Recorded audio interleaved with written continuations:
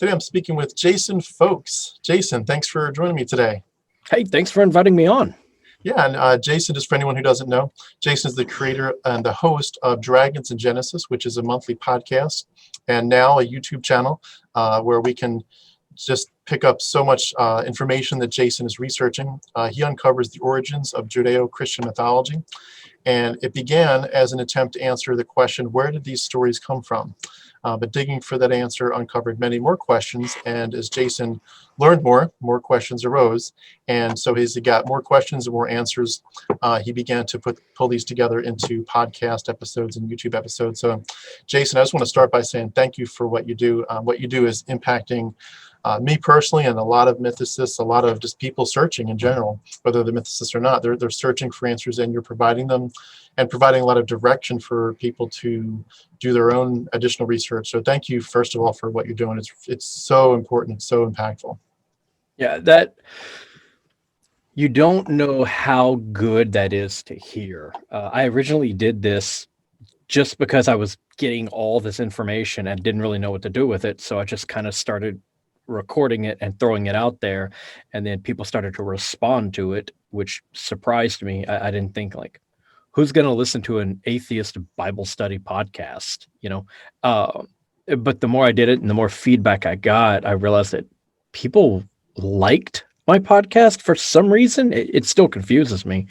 But every time someone says that they enjoy it, that I've done a good job, that they really liked a certain episode or whatever, or that it impacted their life, it helped them, it led them out of a bad belief system or something. It really touches me because it's like I'm doing something that for me is just fun, but for someone else it matters, and Yeah. that is so rewarding. So thank you for appreciating what I do and for having me on and for enjoying my hours of constant rambling about the Bible. Yeah, well, you do a great job. You do also keep it moving quickly, which is awesome. There's some other things I've seen out there where it's a lot of information that's great, but it is boring. You keep it moving so quickly, so well.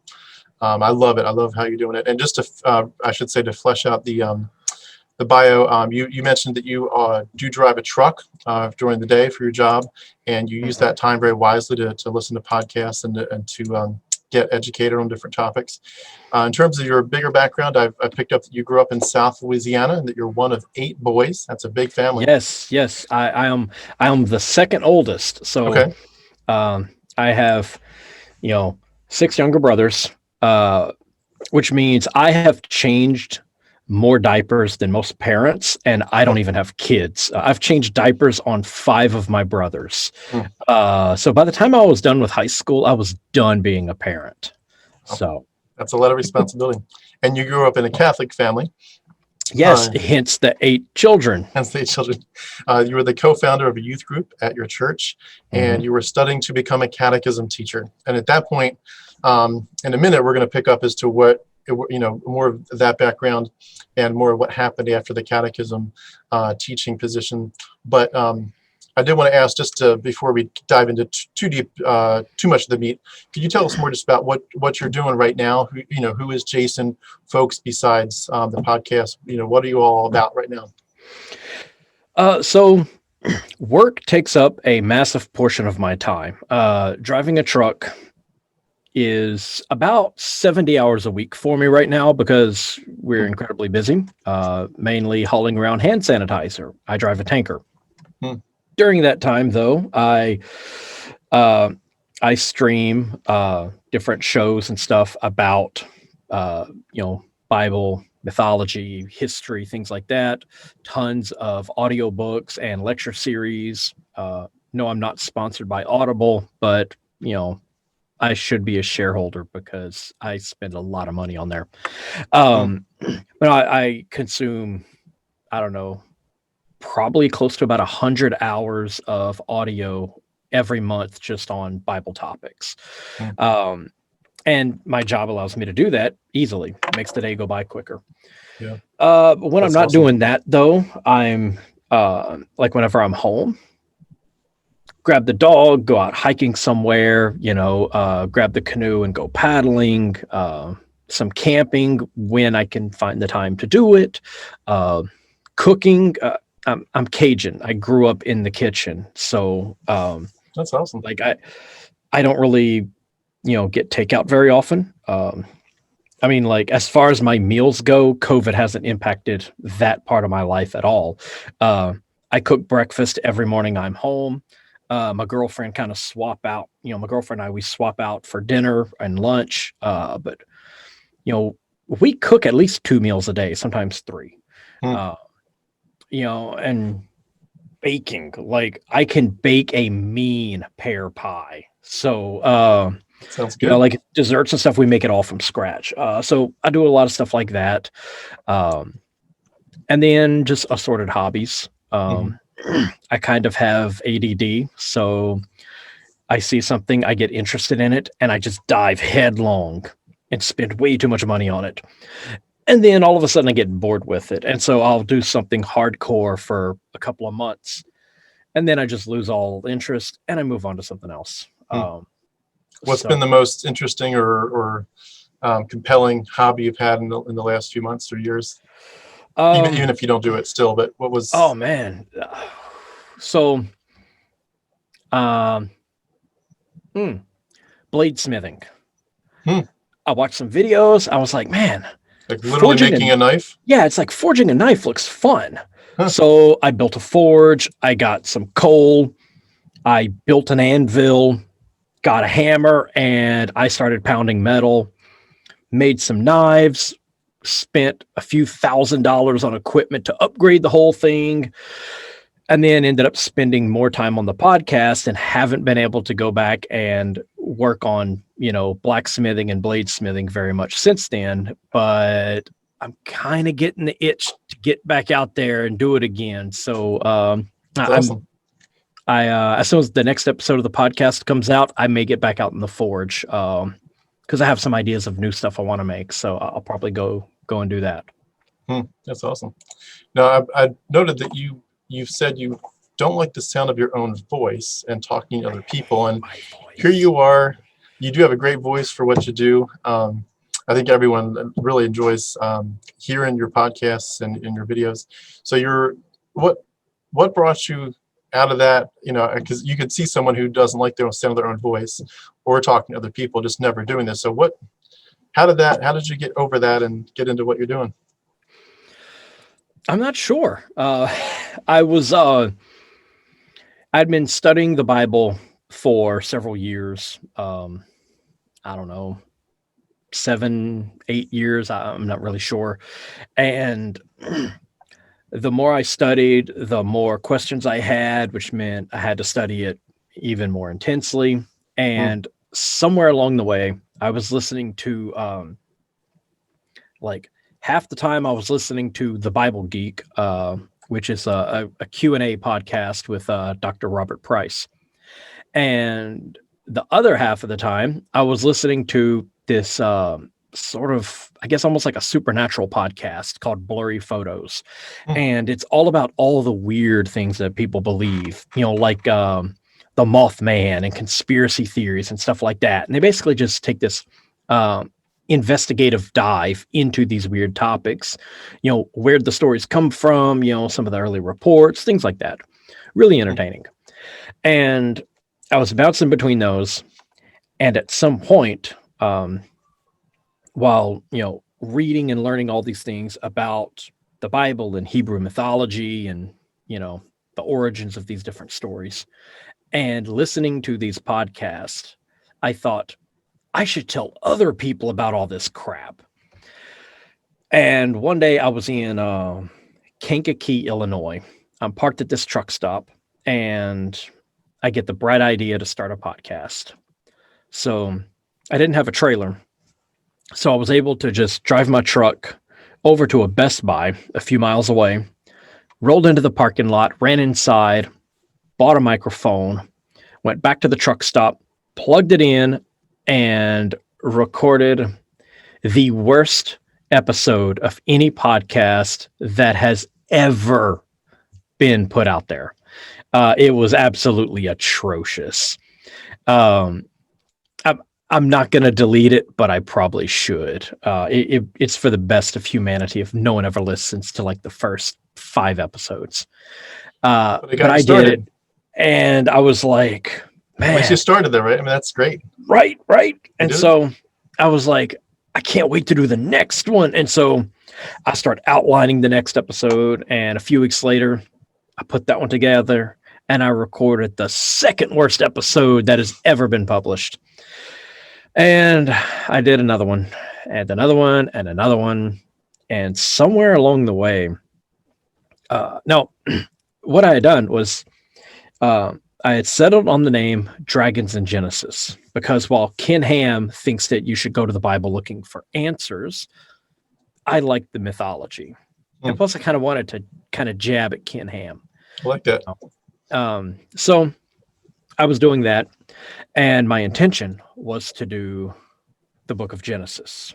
It's a big book, and a lot of material in there. I was going to cover the mythological origins of the stories in the Book of Genesis, and that was going to be it. My podcast was going to be like a dozen episodes or whatever. And by the time I got to the end of Genesis, I had people asking about Exodus. And I was like, why are you listening to this? This is garbage. And so I had to do Exodus because, well, people wouldn't let me off the hook. And then I kind of had to keep going with the story of Moses. And somewhere along the way, I kind of fell in love with it. And now I look forward to learning about more of it and putting together the next episode and, spending way too much of my time on this project. So, well, it really does. It comes out very clearly that you have a passion for this, and you just the love of learning, which is great. I mean, you're truly a Renaissance man, and I'm learning even more things about you now that you really are a Renaissance man. But just that love of learning, the love of being willing to share it with other people in a creative way, for your art, your art and artistic side, creative side to come out. It definitely shines through, and I love it. I'm glad you got over the, listening to the sound of your own voice being an issue and talking to other people, because you really are. You're becoming a spokesperson for something that a lot of us are very passionate about, concerned about in the sense of we want the truth to be told, especially those of us who escaped, what I call the Bible prison. We're concerned that there are other people that are still stuck in it, that are not getting the real information, and you are becoming a point person, and that's just, I appreciate that so much. I was curious if we could at this point step back to your origins, with South Louisiana. You grew up Catholic as one of 8 boys. Could you tell us a little bit more about what your childhood was like in terms of religion? Like, were your parents ultra religious, or were they just taking you to church, Christmas and Easter? Like, what was that start of it like with your relationship with God?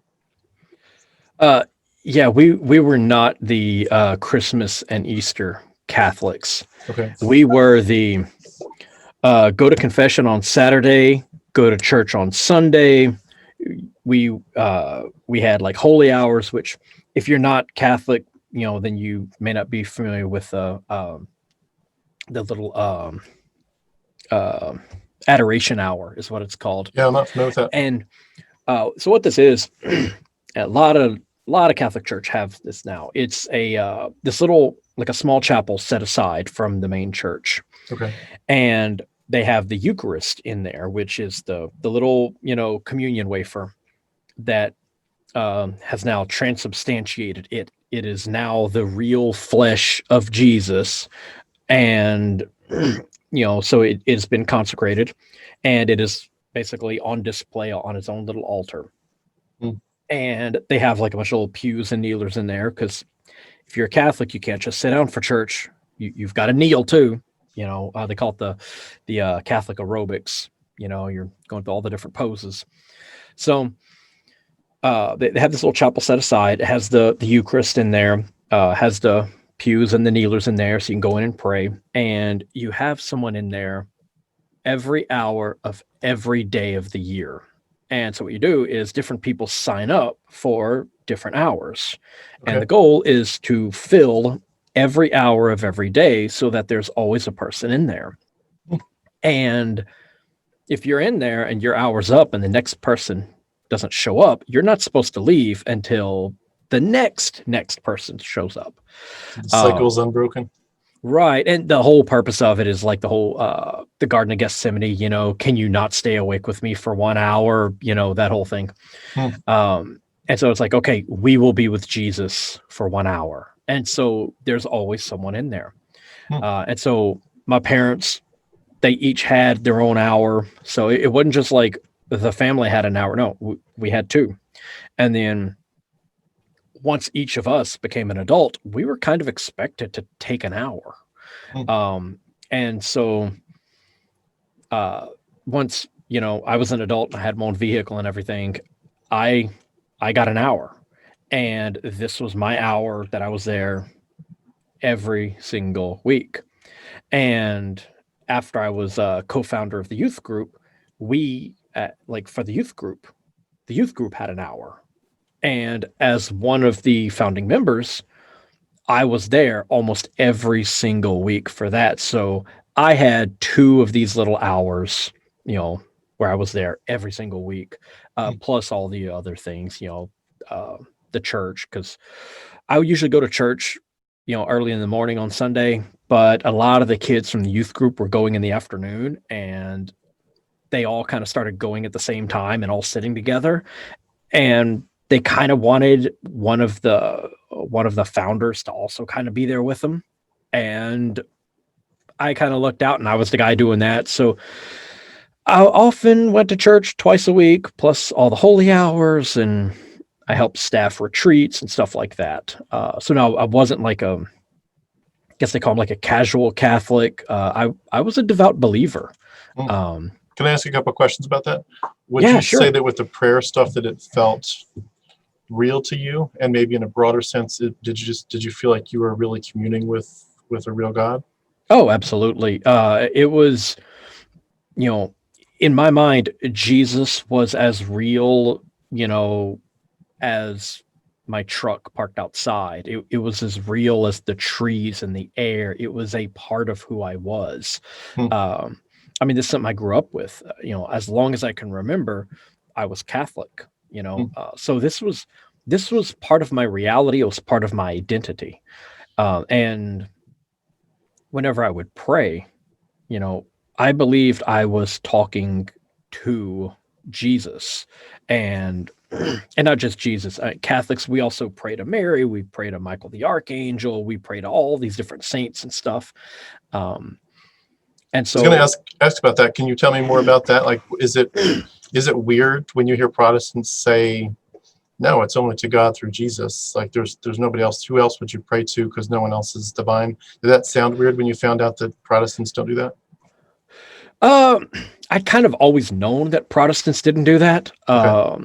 You know, I had relatives who were like Baptist and Methodist. Like half my friends were either Baptist or Methodist. So it wasn't really weird to me. Did you have people trying to convert you to those other denominations? Not really. It wasn't until there was like a big wave of Pentecostals that kind of swept through South Louisiana that I had people try to convert me, because Pentecostals are hardcore about that. They're like, we need to grab everyone we can and bring them in.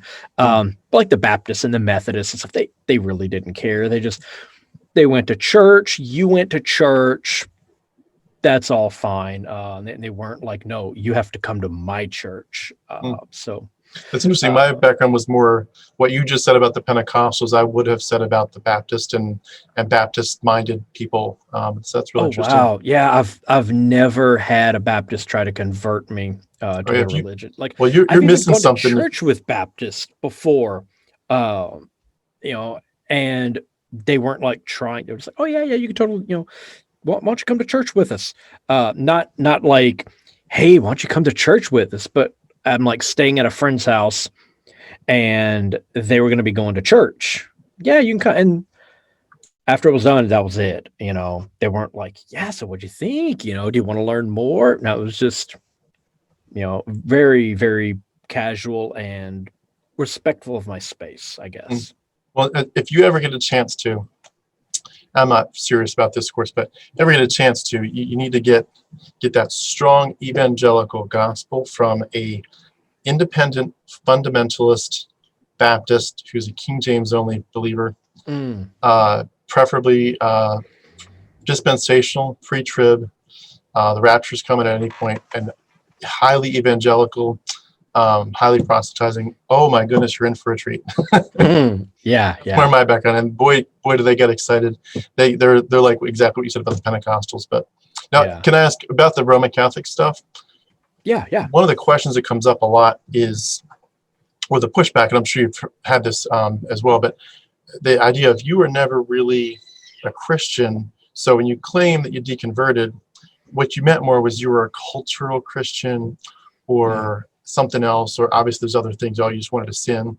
But the accusation of you weren't really a Christian. So what I often like to ask, just for kind of like setting some baselines, is what did it mean to be a Christian? And specifically, what was the gospel that you were taught and that you shared with people? Like, what did it mean? How did you become right with God?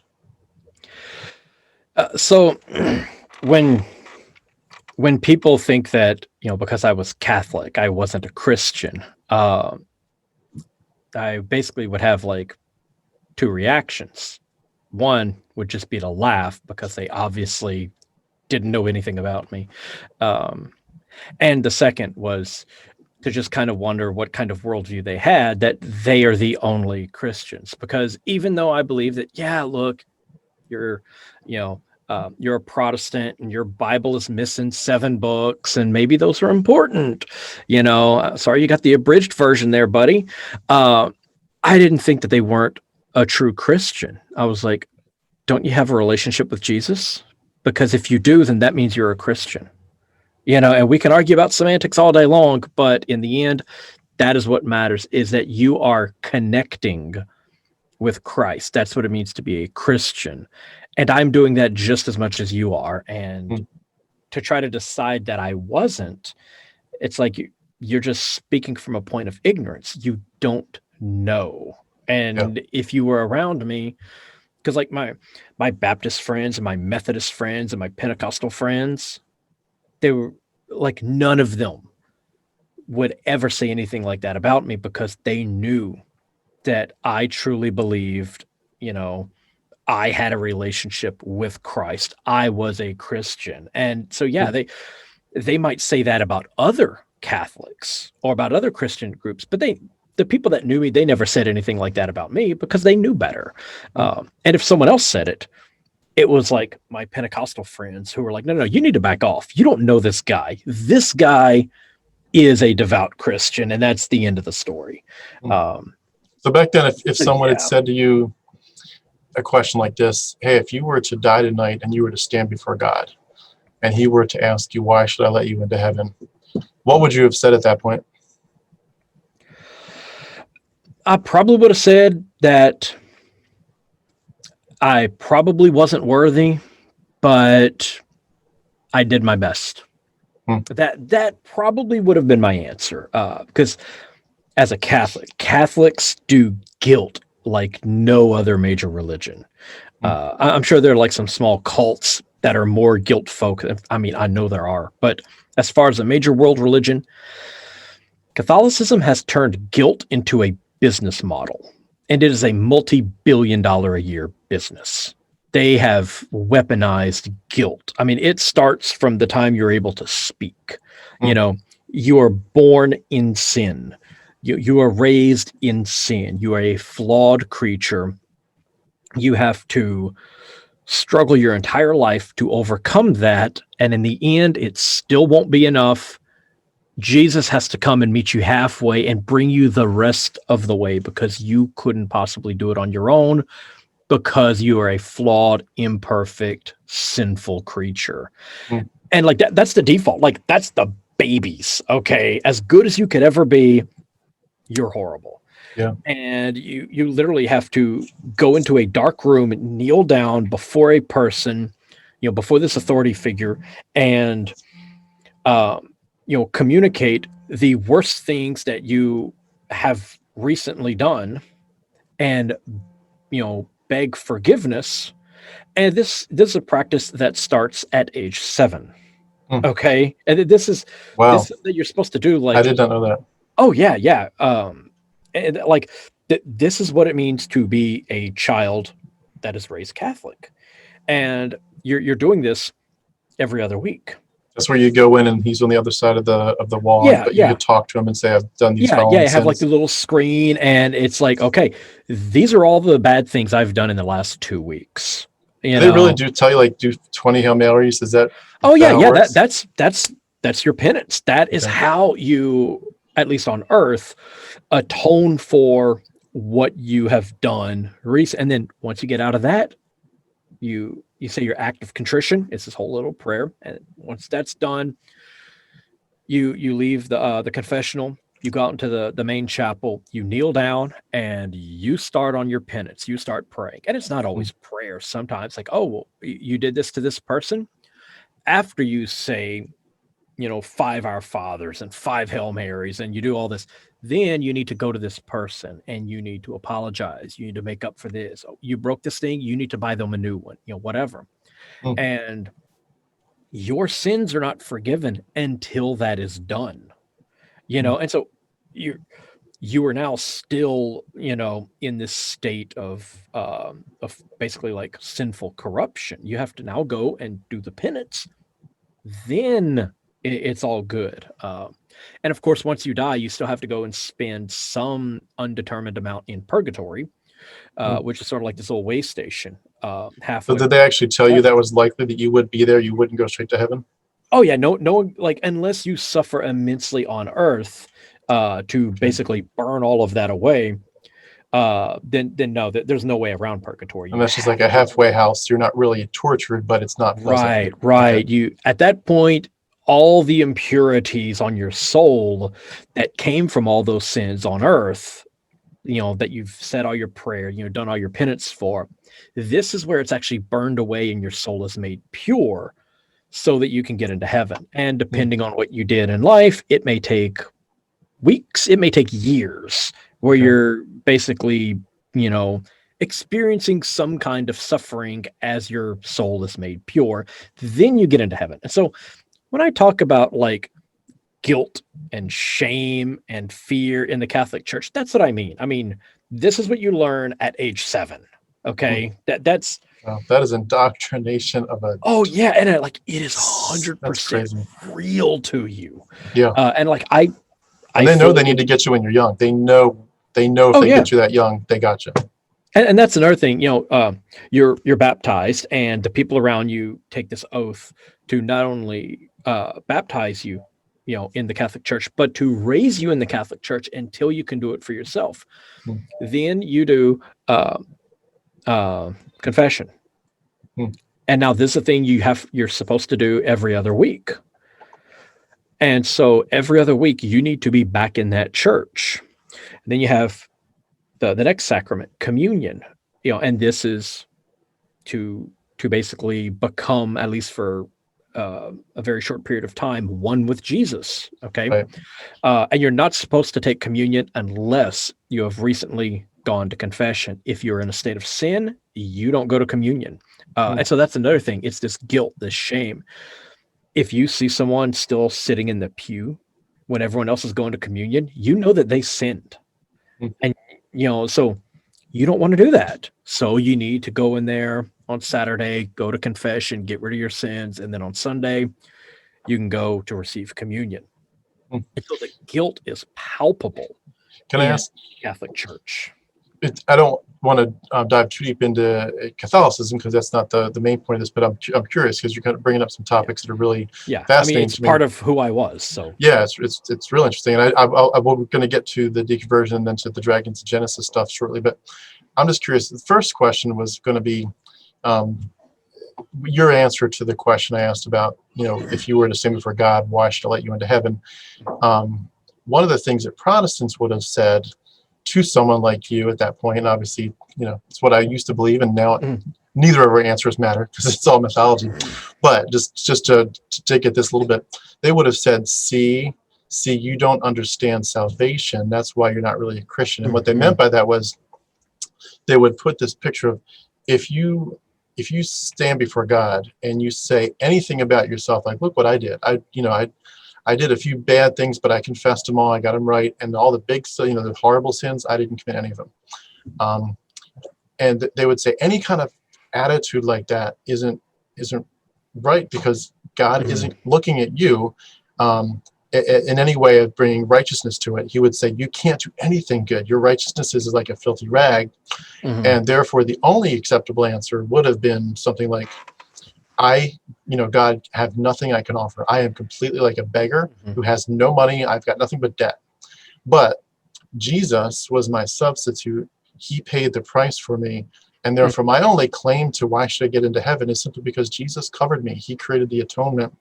And his death and resurrection has been applied to me because I accepted that free gift, by faith. Did you ever get that version of it presented to you as the gospel, to say, hey, no more good deeds is part of this. It's all about the first and foremost. I mean, you obviously need to live a good life to honor God, but it's only as a way of being thankful for what he did in Christ. But just to say judicially, meaning in terms of like how God sees your record in heaven, is he says judicially you stand you stand justified. You stand as someone who is, you were a sinner, you were condemned, and you are still a sinner in the sense of actively sinning. But before God's eyes, you are while you're a sinner, you're declared righteous. You're declared having the atonement that was provided through Christ. His substitutionary death and resurrection is applied to you as if he's literally covering your sins and taking them away. And therefore, it's all Christ. It's, in the whole sola fide, faith alone, grace alone, Christ alone, Scripture alone, all that. It's all Christ, and that's why you end up into a Calvinistic perspective where it's like God gets all the glory because He alone did it.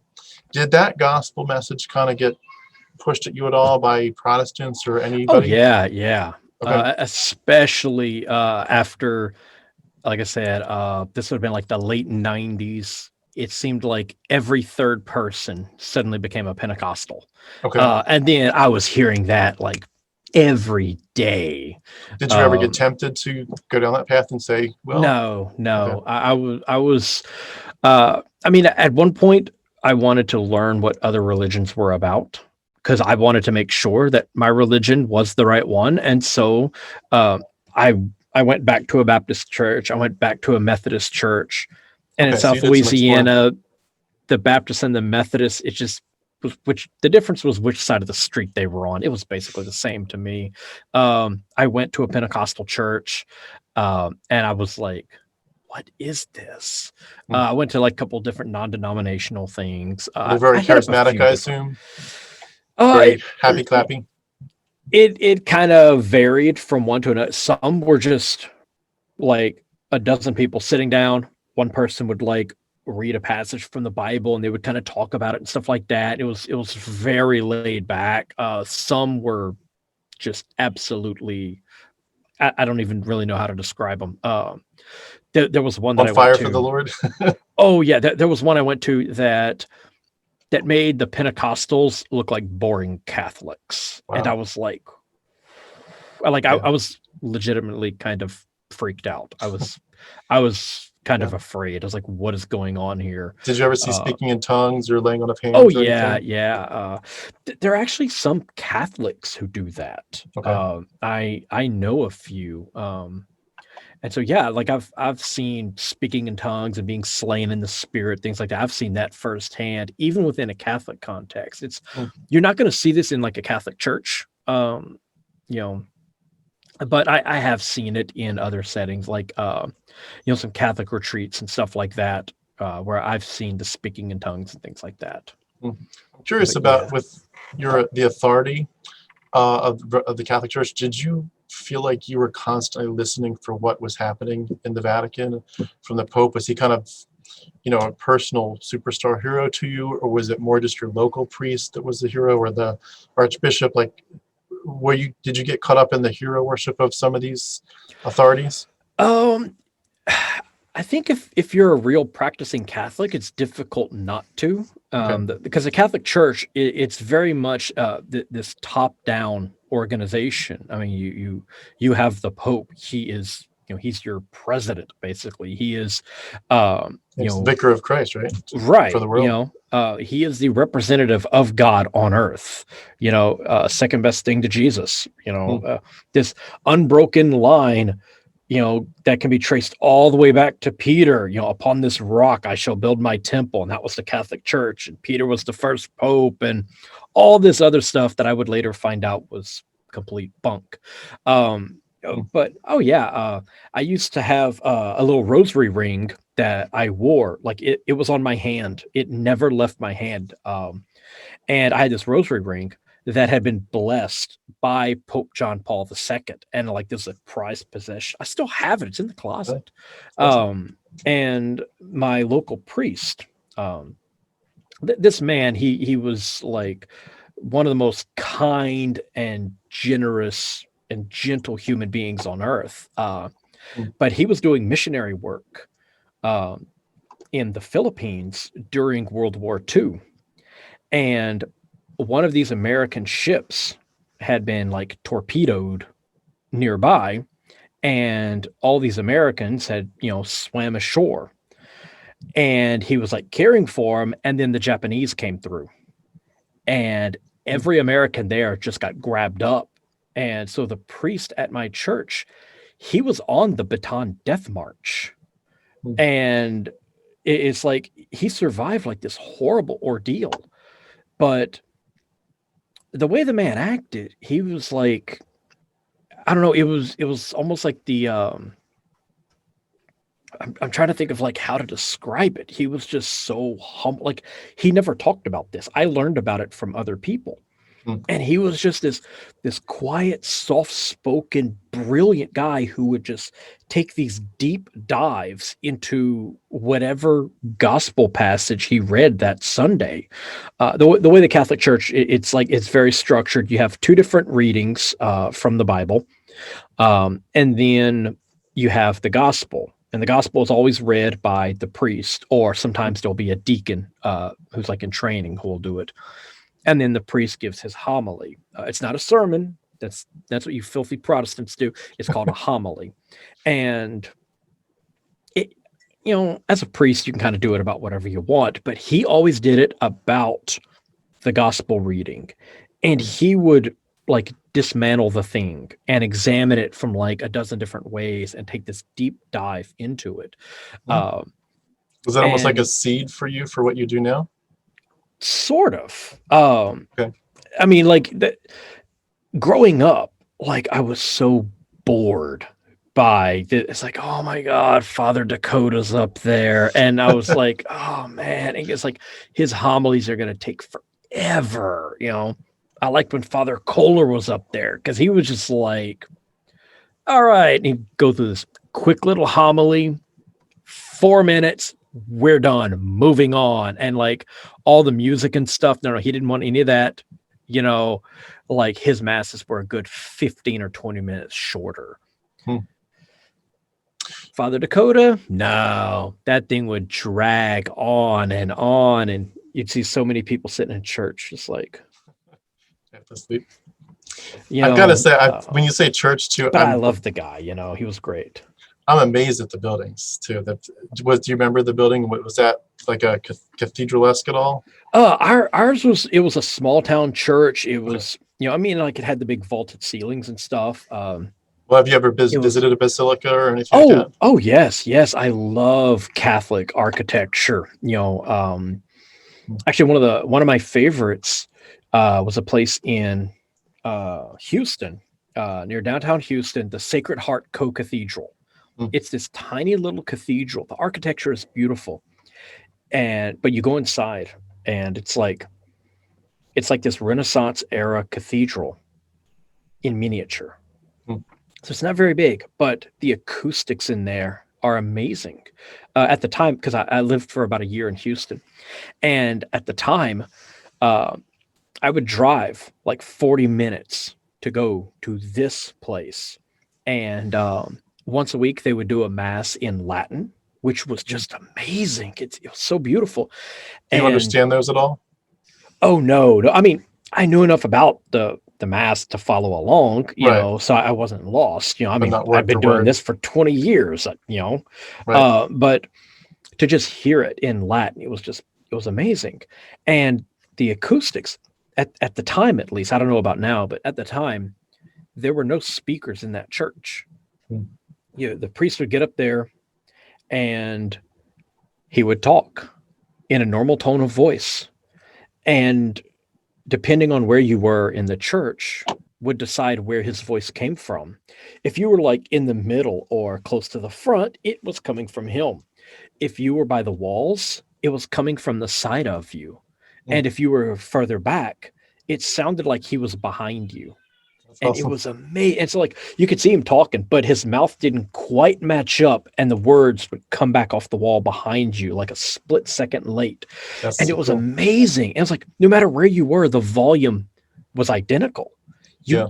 It was beautiful. And over here in North Carolina, we have the Cathedral at Duke University. I've been in there. I was an atheist when I went in there, Hmm. and it's just the architecture. It's if you go to was it Durham, North Carolina. I don't care if you're not a believer. Go to Duke University. Go to that cathedral. Hmm. It is a work of art. It is simply amazing. Yeah. And like, yeah, get out there, take some photos, but then put your camera in your pocket and just experience that building. It's on another level. It is beautiful. Yeah. Yeah, I love stuff like that. I'm always gonna kind of feel that tug of. Obviously, I don't think any of it's real anymore. I mean, I know it's not real, but it's it is feels almost otherworldly to experience it. I've been in at least two the Cathedral Basilica in Philadelphia, where I'm from, Hmm. and also there's a very beautiful one up in Montreal. I went on a visit once up in Canada, and it's so overpowering. And there's been a couple even Protestant buildings I've been in. They're not quite as impressive usually, but some very older places like that, and it overwhelms you with the beauty. Not as much as I Oh would yeah, want yeah. religion to just stop in our culture, in our planet. If it did ever stop like that, I think I'd be torn about whether or not to ever, like, if people said, well, do you think churches should be torn down? I'd be like, no, those buildings Not are so those. beautiful. Not Yeah, like the cheap little sheet metal buildings. Yeah, yeah, do something else. Whatever. Recycle them. I don't care. right. Um, But not the but basilicas. no, I mean you go to these things that have like these giant spires and stuff. The Ulm Cathedral in Germany. I want to go and check that out. Yes. It has like I think the steeple on the thing is like one of the. I think it was the tallest in the world before the Industrial Revolution. Like it's insanely tall. Look up the Ulm Cathedral in Germany, ULM. It's creepy looking, but it's beautiful. Yeah. I've been to a few in like Providence and Boston.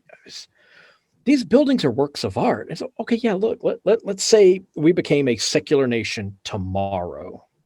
I would want to see every one of these things converted into a bookstore or a coffee shop or something, because these are works of art, Yeah. And I would keep all the paintings, every one of them. They deserve to be preserved. I mean, it's like, um, it's like these, these temples and stuff like that anywhere in the world. I mean, this is a part of our history. I don't Mm. want to see, the things in like ancient Greece torn down. Yeah. I don't want to see these statues of the Roman gods smashed. Like when ISIS is going around the Middle East destroying these things from ancient Babylon. Dude, that breaks my heart. That's like torching the Library of Alexandria. Yeah. This is a part of our history, of our culture, that and it's artwork. Yeah. Absolutely preserve those buildings. I got a little taste of that, a little bit more than usual. I went to Bob Jones University for my freshman year of college. Are you familiar with Bob Jones? No. It's a very ultra-conservative Protestant organization that is ultra-conservative theologically, but also culturally. You couldn't, dated girl in the sense of like you couldn't touch her, you couldn't go anywhere without getting written permission. Very strict about dress code and so forth. Almost like somewhat like military, though I'm sure the military is much more strict technically, but it felt militaristic. Mhm. But they had a lot of people didn't know this. They're in Greenville, South Carolina, but they have an art gallery, and for Western religious art, it's second in value in the whole world, only to the Vatican. Oh, wow. And I worked there as an art gallery guard, and I got to guard Rembrandts, and it was just I loved it. And it opens your eyes, and as much as you don't at this point I wouldn't believe the pictures they're representing. It certainly overwhelms you. And I would love to go back at some point now with this perspective of understanding especially the astrotheological sense, and look at some of the Baroque paintings especially, and see how they wove in stuff that I missed the first time. And anyway, enough about art. I do want to ask, going back to you, I want to focus on you. What were like the early changes that occurred, even not necessarily that where you would have said at the time, I'm doubting my faith or I'm deconverting, but just like, what were the earliest cracks you can recall that said, something's wrong here? Yeah. I need to know more about this to feel comfortable with it. For me, it was like this cascading effect. When the first crack appeared, the rest happened pretty rapidly. And basically what happened was, I had a friend who was also involved in the youth group who committed suicide. And this happened a few hours after he and I had sat down and had a conversation. Wow.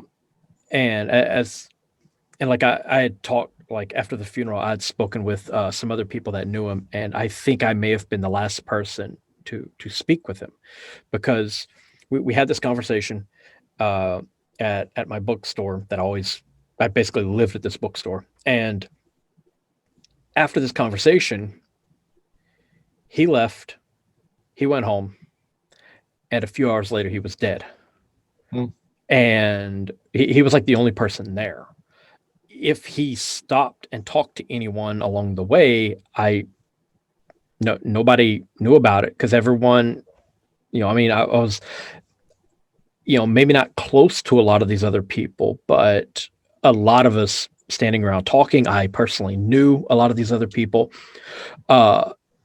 Everyone, the sentiment was, oh yeah, I talked to him like 2 days before, he seemed fine. I talked to him that afternoon, he seemed fine. I was the only person who had spoken with him that night. So I think I was the last person to talk to him. And I had no idea anything was wrong. Do you recall what his conversation was about or like? We talked for an hour about color calibration. He was in the paint industry, and at the time I worked in the graphic design industry, and we had this nerdy conversation about how you calibrate computers to get accurate color on the monitor. Right. But because it's one of these conversations that only people with this very particular overlapping work experience could even follow. Right. And we talked about color calibration for an hour. But it wasn't profound. Like, it wasn't about, hey, I'm debating the nature of the universe in my head. No, it was, anyone who had walked by would have just been like, what the hell are they talking about? And that's it. And you would have just been bored out of your skull and walked away. Right. But thought nothing was wrong. Right. And look, I replayed that conversation in my head thousands of times, because, part of me was like, because I had suffered with depression for years. I had given talks at the youth group and at other youth groups for years about the topic of depression and suicide. Because you're working with teenagers. If you're not discussing that topic, you are being neglectful. It's important for everyone. Mental health is important for everyone, but teenagers have the highest suicide rates. It is an incredibly difficult time, especially because your brain chemistry is all jacked up, and it is a real issue. And so this is the thing I was heavily involved in at the time. And so part of me was wondering, did he go into the, because he never went into that bookstore. I basically lived there. If you wanted to find me, you went there. Like I literally had people, because I mean, this is before the days when everyone had cell phones. I literally had people call the bookstore to get in touch with me. Like I took calls at the bookstore. That's People awesome. thought I worked there, people who worked there thought I worked there. So That's part of funny. me had to wonder, like, did he go to that bookstore looking for me? Because he knew that I had been through what he was going through. Because like I said, he never went there. I mean, I knew everyone who walked into that bookstore because I lived there. Like And you were he going to was be a never potential there. lifeline, and he just chose Right, not to bring up the real topic right, on his mind. right. And then did he go there trying to find help? And then I just spent an hour talking about color calibration. Hmm. And so I was, these were the thoughts going through my head, on Monday, whenever I found out that he had died. Um, and for the next several days and throughout the funeral and for the next couple of months, because I was blaming myself because one, raised with Catholic guilt, and two, uh, I had just lost a friend. I was the last person to speak with him. I also suffered from depression. He had just killed himself. And it looked like he had gone to that store to talk to me. Like he didn't get any coffee from the coffee shop. He didn't go to the back and get a book or a magazine or anything. He walked in, he turned right, he went right to the chair I was sitting in, and he sat down and he started talking to me. Hmm. And so I was trying to figure out if I had let him down. Did I drop the ball? Did I kill him? And these are the thoughts going through my head for months, you know. And so yeah, It's a heavy weight to I'm bear. yeah, yeah. Like it isn't an exaggeration to say that the that event almost killed me, because it literally did. I almost died because of that. Hmm. Um, and I was I replayed this event, this conversation thousands of times, trying to figure out what did I miss. And at the end of the day, I couldn't think of anything.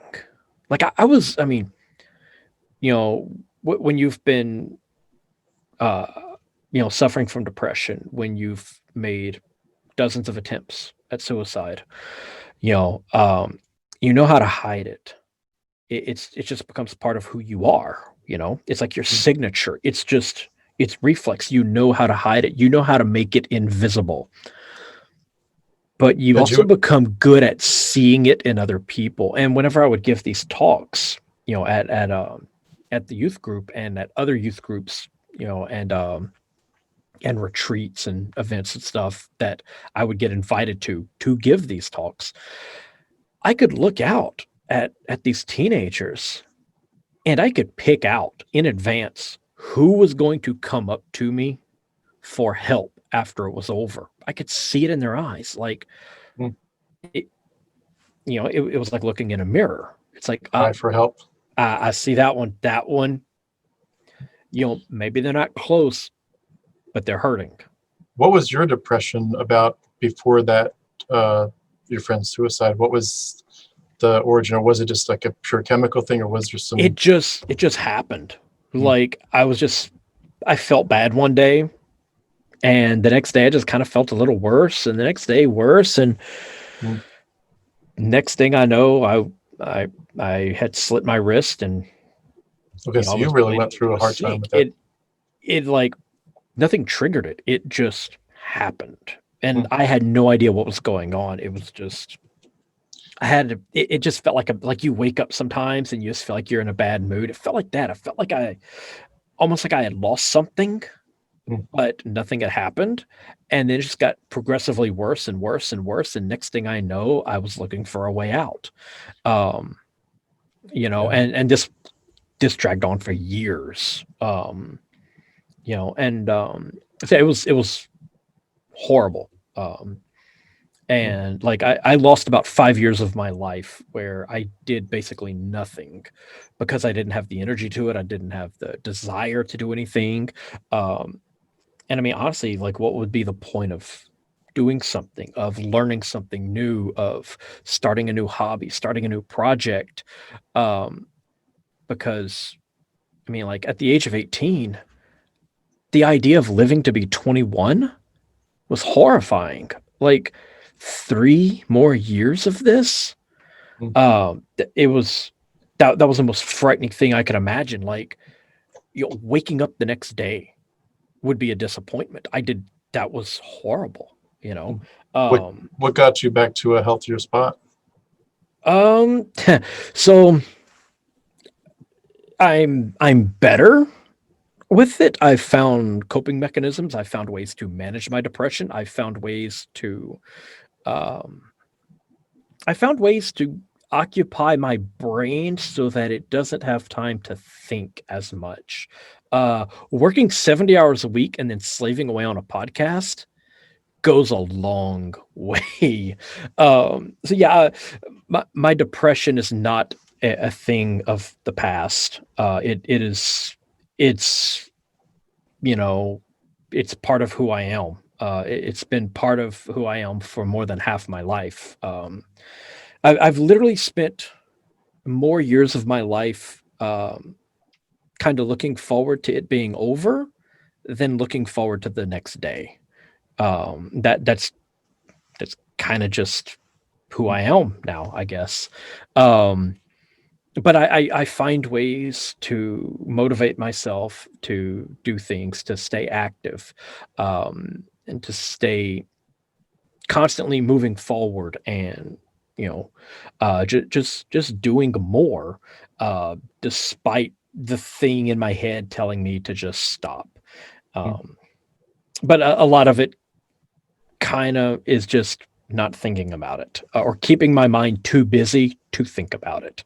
Yeah. Um, I know a lot of but that stuff is more about your self-talk, and in the sense there's other voices that can't really speak to it, but to whatever extent other voices can speak. I yeah, am absolutely glad that you had the strength to leave the darkness for the light, and to yeah, do that every day. That that it comes back. It's just you are obviously and this is just from a distance. I'm sure it's a lot better than this in person, but just you are an awesome person, an amazing person, and you're the ramifications for what you're doing and helping people to re-embrace reality, to get real life, to get their life back, is so valuable. And not that your value is because of what you do, you're just, but just to add to the inherent value you have, it's awesome what you do. And I appreciate you being willing to fight for yourself, to fight for the beauty of life. And it's hard too. I think I can imagine, this is maybe a question, I'll say it and ask it as a question, but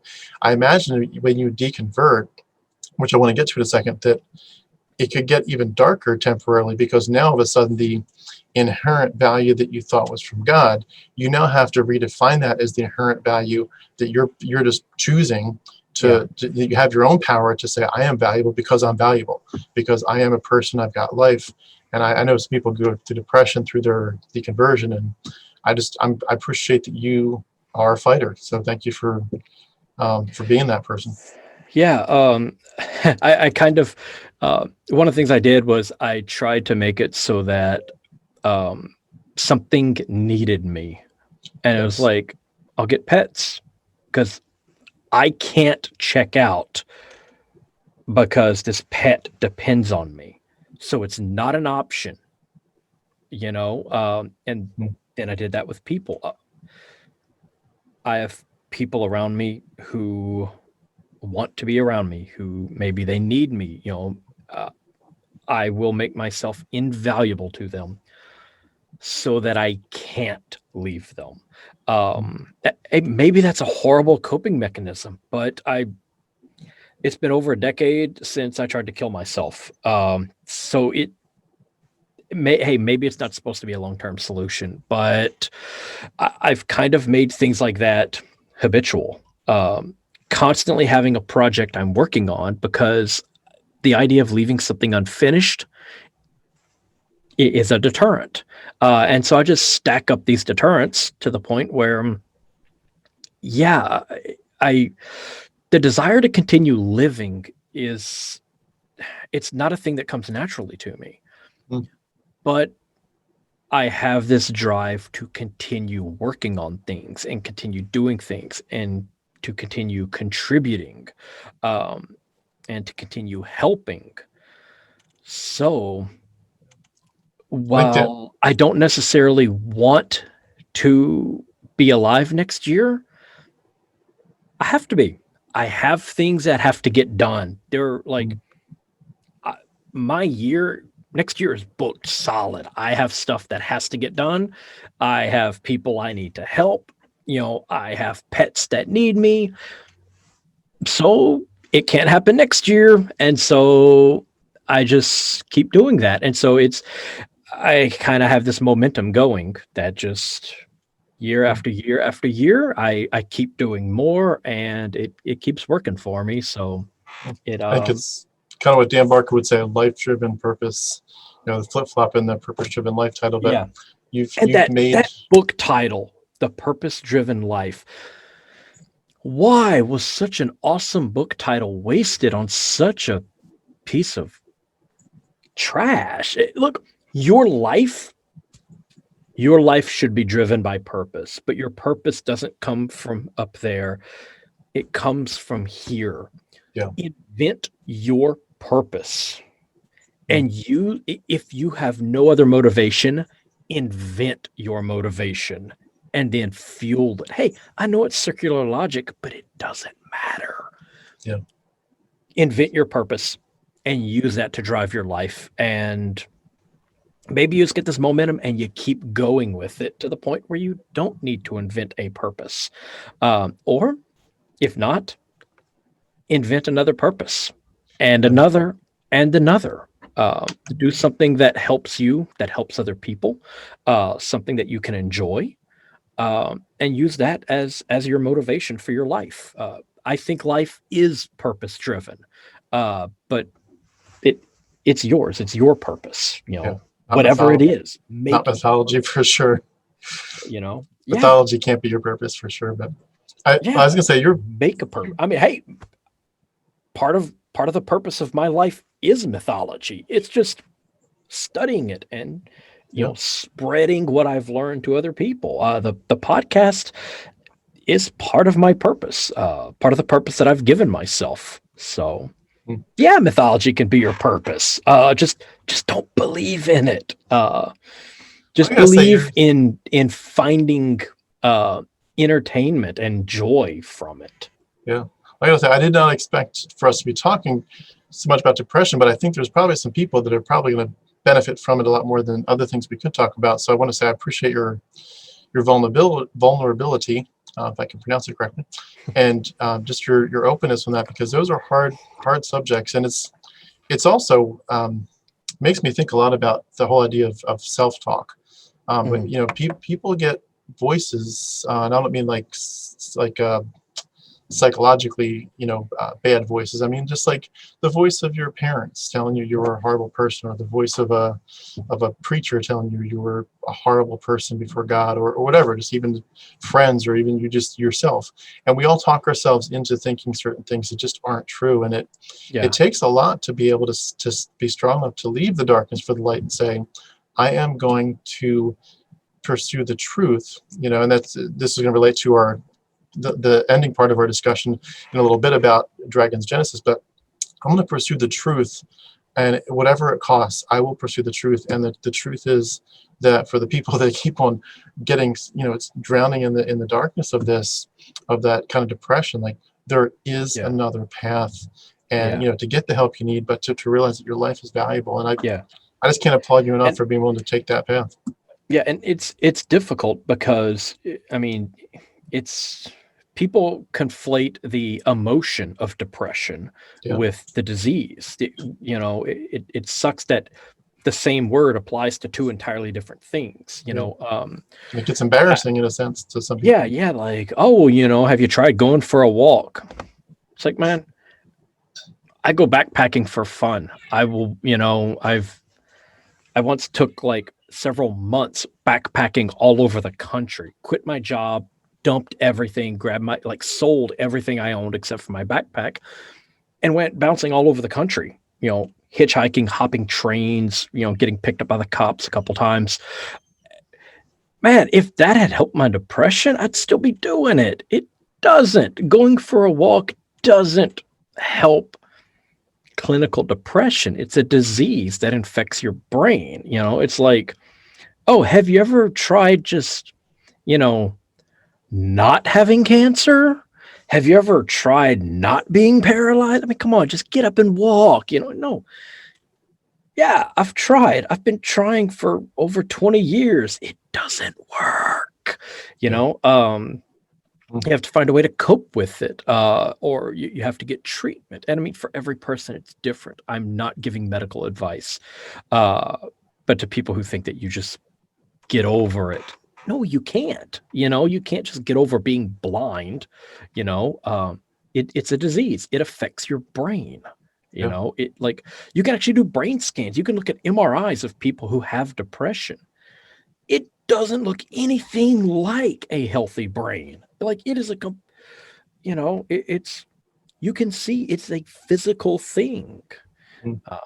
See, it's hard, especially in a society like, the United States. We just don't talk about it. We don't understand it. We don't care about it. Oh yeah, just whatever, just try being happy, quit moping around, or the idea that people commit suicide because they're cowards.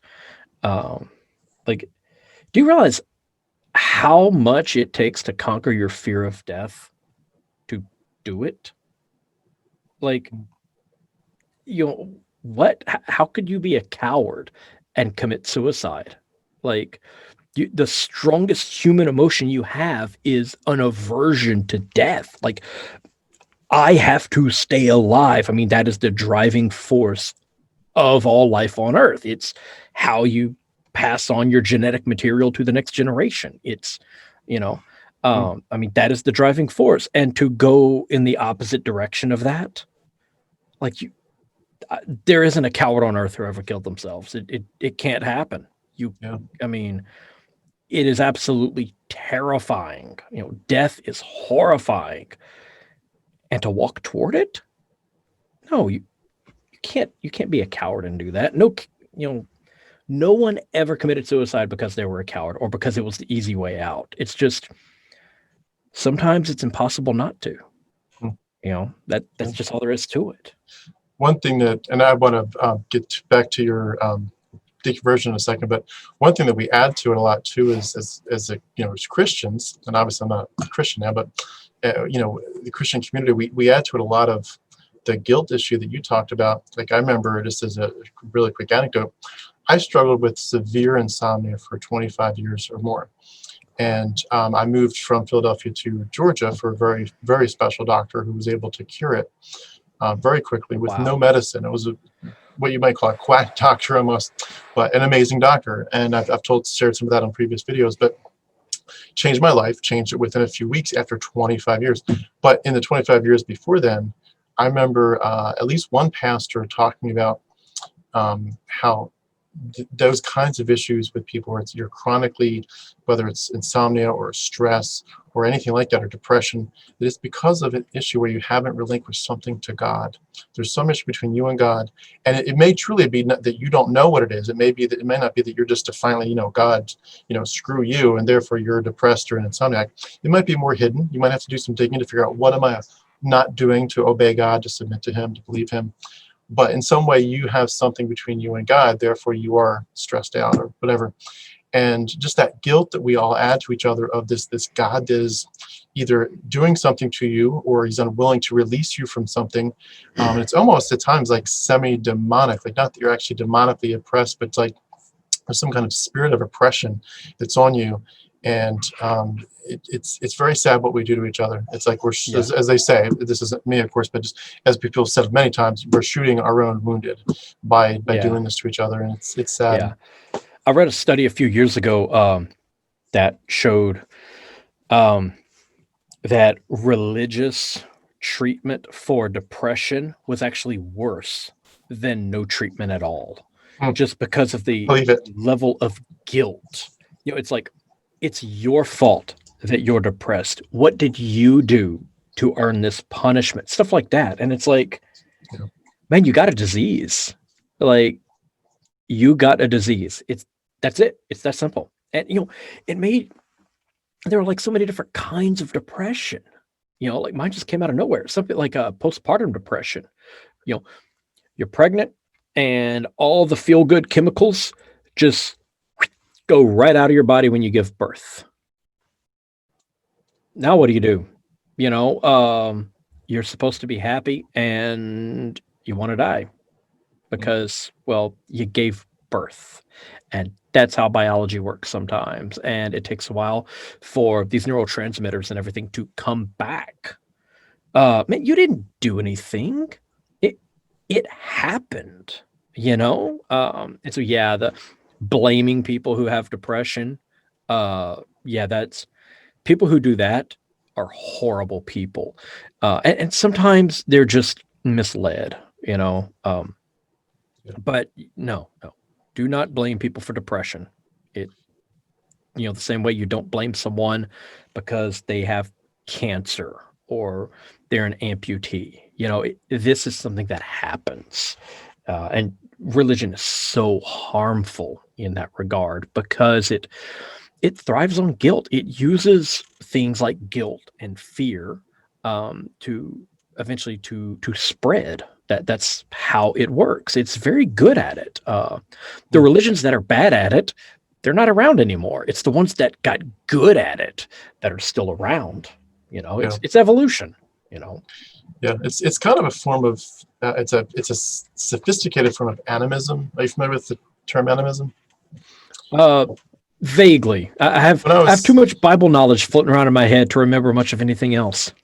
When I was studying to be a cross-cultural Bible translator, meaning like go into a tribal jungle environment, they go in depth in animism because tribal people tend to be extremely animistic, and these are concepts that actually are more, in some ways, proto-religion. It's the idea that there's a spirit in everything, the spirit of the tree, the spirit of the river. Oh, okay, you're not trying to really worship them. You're trying to get them to either ignore you if they're bad. If that tree is bad, don't just, hopefully it doesn't see you, you're invisible and it doesn't fall on you and try to kill you. Or if it's good, you will, they'll kind of, give you something good, help you with getting clean water or whatever. Right. But there's spirits and everything. And so, and there's, it comes out in a lot of different ways. Like, for example, tribal people sometimes, if they have like a big field of wheat or something where they're kind of their garden, they will go and they might have sickles, but they'll cut down these stalks like with a little teeny knife one at a time. And you'd say, well, can you use your sickle? Sure. Well, why don't you? Well, because there's a spirit in the field, and if we do it too loudly, make too much of a ruckus, it'll upset the spirit. So we do it real quietly, one little blade at a time with this little paring knife. There's all kinds of stuff like that, but you get their worldview. But what it amounts to is this idea of you're not worshiping stuff. You're just trying to do these little tricks to get the spirits to ignore you, not hurt you, or to do something good for you. Right. It's like a blessing and a curse. It's a proto-blessing and a curse issue. Like just like Yahweh clearly, it becomes institutionalized. But it's like we do that to each other with the depression, where it's like if you were really repenting and really bowing your knee to God, He would just make your life wonderful.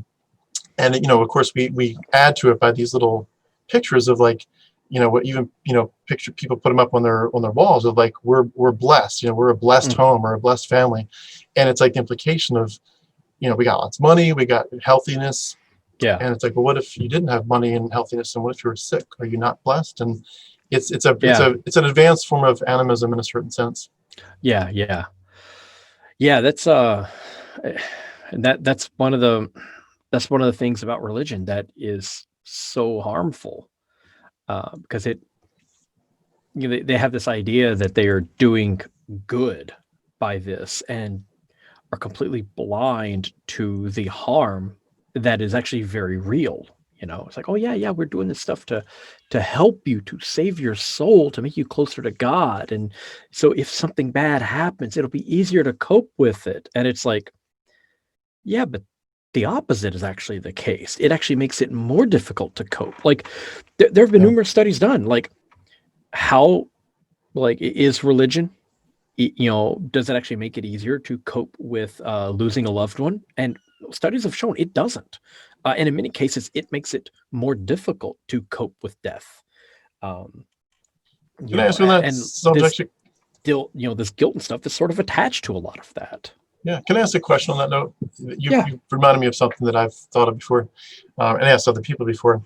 But you know how if you were a Christian and you really believed it, truly believed it, and you would say if someone dies that is also a believer, then, especially as a Protestant, not believing in purgatory, you believe that they are immediately in the presence of the Lord, immediately a new body with no pains and hurts, no issues at all. You're obviously full of love and joy and light and peace and glory. So even if you were to be a young child who died really way too prematurely, teenager, young adult, whatever, if you're in Christ, it's not really a tragedy. It's a wonderful thing, even though it's a loss for us here still on this side of eternity. And yet, in my experience, a lot of people that I saw over the years that had those kind of tragedies, especially someone that died really early, where it's like, whoa, didn't expect that to happen. It becomes like a tragedy that never ends, where it's like 10, 15, 20 years later, they're still talking about, oh, this is so horrible that this person died at 18 or 25. But they're Christians saying it. And it makes me think on some level, do you really believe what you're professing to believe? Like, if you really believe that person, that he or she is in glory and having a wonderful time, and you really believe you're about to see them, and the time is really like a snippet, and eternity is the big picture, then your loss of them is like a blink of an eye compared to eternity. But yet you're endlessly sad about it, about their premature demise. It's almost like you don't really believe it. Do you ever wonder if like that's really going on? It's like a sign that your faith isn't actually real. I've thought about that. And another thing is like when a parent, their kid gets hurt, they don't drop to their knees and start praying. They don't run to a church. They grab their kid and they drive like a bat out of hell to the emergency room. It's very few, like you're a Christian Scientist, and a handful of others that do call up all their friends and have a prayer circle, and then their children die. But the vast majority of people, they go straight for help. They don't go for God. And so it's like, how much of that is just talk? I mean, like, they honestly believe, I think they honestly believe that God is real and is helping them. But when it comes right down to the practice, in most cases, they're just like anyone else. They go straight for the help, Practical atheists. With the loss of a loved one, it's like, I don't know, there's a lot of weird things going on in the minds of people. I mean, like we play tricks on ourselves. Completely contradictory beliefs in our heads. And so, you can fully believe that a person is in heaven and they are better for it. And you can simultaneously be absolutely heartbroken at their loss. And you can simultaneously see their loss as a tragedy, that they died before they got to experience, many more decades of living. And so, you can have these things that are apparently contradictory in your mind. I mean, that's the miracle of the human brain. It doesn't always make sense. So that's psychology. Well, before we lose our whole track, and this has been awesome, I do want to say that talking about depression is so important. It's relevant to so many people, and I appreciate, again, before we go into your rest of your deconversion story, I appreciate your vulnerability. Just in general, and to me in this conversation, because I mean, people need to hear other people's stories, and especially need to hear the hope, that there is a reason to get up in the morning. There is a reason to keep doing what you're doing. There are people that need you and that are blessed by you, and I appreciate your voice in that. My experience with your platform has been mostly just this, the mythicism, the mythology, the dragons, Genesis stuff. But this is a new side of what you are bringing to the table that people need to hear, and I appreciate it. So I hope some people get encouragement on that. Can I ask, as we go into toward the latter part of our chat, tell us more about the deconversion process, and if you want to bring in decompression again into that part of it. But what took you from the cracks to where you are? So after my friend died, I was going to kill myself, and Wow. because part of my identity, a large part of my identity was my depression, and because I was this devout Christian and I believed that there was a plan for everything and there was a purpose, that part of my purpose was to use my depression to try to help other people. And I part of me had been led to believe this, and part of me kind of got there on my own. But I'd felt that I had basically dropped the ball, because in the time when it mattered most, when a person was right there in front of me, hours away from killing himself, I talked to him for an hour and I didn't see that anything was wrong. And I didn't really know what to do with that. I thought that I should have been able to see something, but there hadn't been any warning signs. And that messed with me. I had just lost a friend, and I partially blamed myself. And when you're ridden with guilt and you're suffering from depression, you have a combination of things like that going on all at once. It makes sense. It's time to go. And I mean, these were thoughts that I had for years. I'd had dozens of suicide attempts. Some of them were only unsuccessful because a person found me. I had several of those. And so I was going to die. That was it. And I was in bed. I was about to kill myself.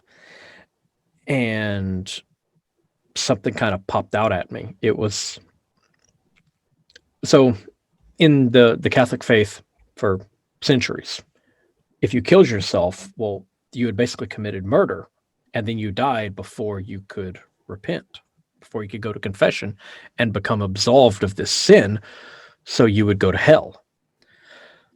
But sometime in the late 80s, early 90s, not exactly sure when, that changed. And according to the Catholic Catechism, which is a book about that thick, that is all the Catholic doctrine. This is what Catholics believe on basically every topic. Is it okay to, donate an organ in the Catholic Church? Well, open the book and you'll find out. It clarifies everything. It makes it very black and white. And on the topic of suicide, it was the terminal result of depression. It was a disease, and sometimes it killed you. And there's no guilt with that. Was that not a sin? Vatican II? I don't remember. I used to know, but I don't remember. Okay. But it was sometime around late 80s, early 90s, somewhere around there. And I had read this thing because I wanted to be, one of the things I wanted to do to help out the church was to become a catechism teacher. And so I had read the entire book, and it kind of caught in my head. It's how is it not a sin anymore? It used to be a sin and you went straight to hell. Now it's not. Did God change his mind? Or was it never a sin and we just thought it was? What happened? And I kind of forgot to kill myself. I was trying to solve this problem. That's one thing. The other little mental issue I have is OCD. If let's say there's the string on your mini blinds, some people, they have a little knot in there and no one knows where it came from. I have to untie those knots. I cannot walk away until I untie that knot. If there's a knot and it does not serve a purpose, I have to untie it. Shoes are fine. It serves a purpose.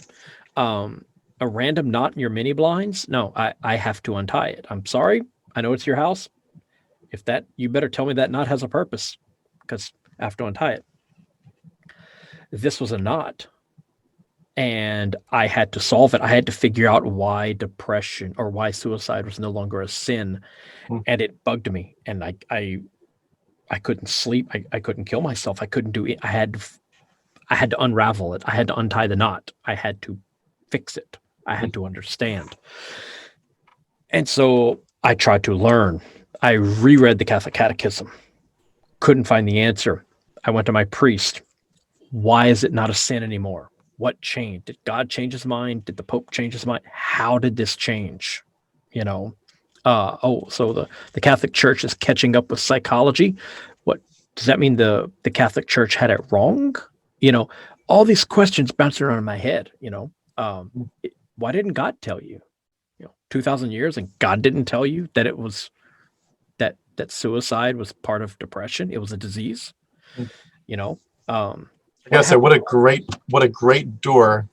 Yeah, you could say this about so many stuff. What a great door to begin your escape. That one point. Right. I didn't ever thought about that way, but that's a great path to deconversion. I love it. How does morality change with an eternal God? If it was wrong yesterday, how is it okay today? Like, how does that work? How can that work? Like, what God didn't know in advance? Or if he did, why didn't he tell you? What happened to those people who committed suicide? Did they go to hell? Did they eventually go to heaven? What happened? You know, what is wrong today that will be accepted tomorrow? Yeah. What about the gays? Are we wrong about that? How do we know? I had to understand, and I couldn't kill myself until I understood. It was a knot. It you know, like you have something that bugs you, and you're like, oh man, did I do this? I have to go check before I can go to sleep. You go check the back door. Is it locked? It was like that. It was itching. And I couldn't get any satisfactory answers. So I started reading the Bible. I mean, the Bible's got the answers, man. It's got all the answers. Everything you need to know is right there. Answers in Genesis, you know. Yeah. One would hope. I should have asked Ken Ham. I had no idea who Kim Ham was at the time. You know, this was like, 2003, 2004, something like that. I'm like, I'm going to read the Bible, because Catholics aren't big on the Bible. A lot of their teaching doesn't come from the Bible. It comes from later theologians. Okay. This is the foundation, but we're interested in the house. Okay. Right. So is that kind of like the Tanakh and the Talmud? Is that similar? Yeah. Okay. So I grab my Bible and I start reading it. And Catholic Bibles, they are full of footnotes that you don't find in many other Bibles. And when I got to Noah's flood, I'm reading chapter 7, and it's talking about how like 2 of every animal went on the ark. And then it says there were 2 of some and 14 of others. And it's like, wait, what? And then it's like, oh yeah, and the rain, the water came from the sky. But no, the water came from the springs of the earth down below. Or the flood lasted this long, or no, it lasted this long. Wait, what? So I look at the footnotes. And it's talking about this thing called the documentary hypothesis, about how there were like multiple versions of the story and different people put them in at different times. What? 2 different flood stories? Like, you don't know which one is right? Like, you don't know the difference between 2 and 14? That's a big difference. And that was like the first time I highlighted anything in my Bible. I was like, because it has this breakdown in the margins of my little Catholic Bible that tells, which verses in chapter 7 came from which source. And so I got this blue ballpoint pen and I highlighted all the verses from one source. And I read it, and you basically get one flood story. And then you read the verses that aren't highlighted, and you get the second flood story. And I was like, the Bible can literally contradict itself in the same sentence. How is this possible? Well, now I need to know what the documentary hypothesis is. So I'm still trying to figure out this whole depression suicide thing and, an eternal God with changing morality. And now I'm trying to figure out this documentary hypothesis. What, there are 4 sources for the book of Genesis? What's that about? So I go to my priest. He's real dismissive about documentary hypothesis. Oh yeah. That's not for the layperson to understand. That's really for your priests and your deacons, and don't worry about that. That's awesome. Well, now it sounds like you're hiding something. Well, at the time, I had a friend who was in Catholic seminary. He was studying to become a priest, and he ends up back in town. For a few weeks, and he's visiting, and he's over at my house, and we're making these ridiculous home movies. And I'm talking to him one day about some of this stuff, and like I managed to get the names of some of the books he's studying in seminary about the Bible.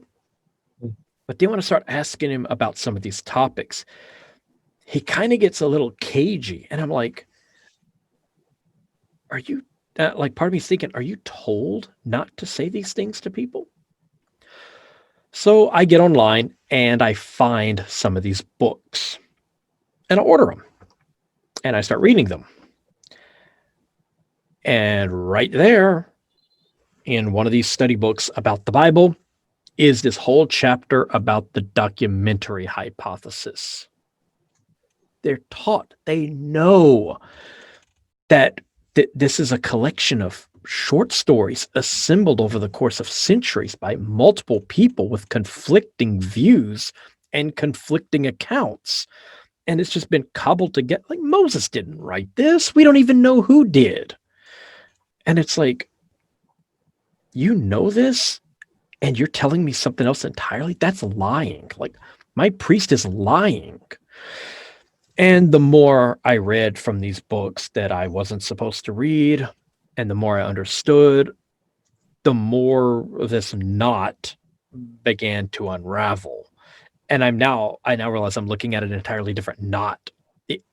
The depression suicide thing, that's the furthest thing from my mind. This book, awesome. The Bible is a giant Gordian knot. And I can't even find the end to start picking at it. So I continue reading the Bible. And at the same time, I'm also reading books that I got from my friend who was in seminary. Like I got the book titles from him, and I ordered these books. So I'm reading like Catholic seminary study material while reading the Bible. And somewhere like, by the time I got through with Genesis, I'm realizing that I'm reading mythology. Okay, but it doesn't matter if Genesis is mythology. Like, Catholics are fine with, a 13.7 billion year old universe. We're fine with the Big Bang. We're fine with evolution. Adam and Eve is just a story. Okay, that's Catholic doctrine. Okay, Catholics do not teach you that Noah was real. Okay. As a kid, yeah. As you get older, they're like, no, it's just a story. The flood didn't happen. Okay. We are descended from apes. That's just like, my older brother learned about evolution in Catholic school. Okay. We're fine with that. So I'm fine with mythology being in the Bible. But the further I went through the Bible, I was having trouble finding anything that wasn't mythology, or at least finding anything that made sense. What, David bought his wife with 200 foreskins? What? It's just, oh wait, David killed Goliath, but then in this later chapter, another guy killed Goliath and David was almost killed by these giants? Wait, what the hell is that about? Come on. And I get deeper and deeper into it, and the story is just making less and less sense. Like, this is not what I believed. And then I get into the New Testament. And it's like, I've got 4 different gospels and none of them agree on anything. At like every point where they have in common, they are in disagreement. Which one is right? Because like Mark doesn't agree with Matthew and Luke doesn't agree with any of them. And then John is way off in left field. And then I'm reading the letters of Paul. And it's because like literally half the letters of Paul are forgeries and don't agree with it. It's like, wait, Paul's saying one thing here, but back over here, he said something else. What? Paul doesn't agree with himself, and he doesn't seem to agree with the Gospels. And he says, screw the Old Testament. We don't even need it. What? And at some point, I don't even know when, I was reading the Bible and I realized that it was all mythology. That Jesus, he wasn't up there looking out for me. It was mythology. It was like Hercules. I was reading a book of myth and I realized that somewhere along the way, I'd stopped believing in a deity. You know that feeling like you're doing some kind of work outside and you're just totally engrossed in this task. It's like in the late evening and you're working on something and you're working on something. And finally you get done and you look up and it's dark and you don't know when the sun actually went down. You just know that it happened some time ago. You've been working in the dark for some undetermined amount of time. It happened and you didn't notice. You're just aware later that you've been in the dark for a while. It was sort of like that. At some point I realized that I was an atheist and I don't actually know when it happened. The Bible kind of just led me out of it. And at some point before I finished it, I realized that I no longer believed in a God. Not just a Christian God, but any of them, because, well, the Christian God was the only one I did believe in. And so once that was gone, well, that was it. There were no others. Like I didn't need to stop believing in Allah or Ahura Mazda or Zeus because I never believed in him in the first place. Yeah. It was just Yahweh. That was the only one that I ever believed in. And that was gone. And I don't actually know when it happened. It just somewhere while I was reading the New Testament, it just drifted away. And I was an atheist. It would take a while for me to actually admit it and say, I was like, right. I lost my faith because it was like I was missing something. Because this was my identity. It was as much a part of me as my name. It was who I was, and it was gone. And I was like, how do I get my faith back? And I was still going to church for years after that, still going to the Holy Hour, still helping to run the youth group, still giving talks. I was still heavily active in the church, hoping it would come back for years. And that's interesting. Eventually I realized it wasn't coming back and I didn't need it to. I didn't want it to because it was a part of my life that was over. It was, it was as much in the past as my hair. It was gone, It's amazing that your whole past starts with, a lot of people's paths start this way. It starts with just the open the door crack to just investigate, not even to attack it and say, oh, I'm upset about what I'm being presented. Just to say, I just want to understand a little bit more about where this came from, and the door opens up a crack. And once you realize, oh, that doesn't sound right, it starts to open up more and more, even without you trying to. It just it's a very heavily greased hinge.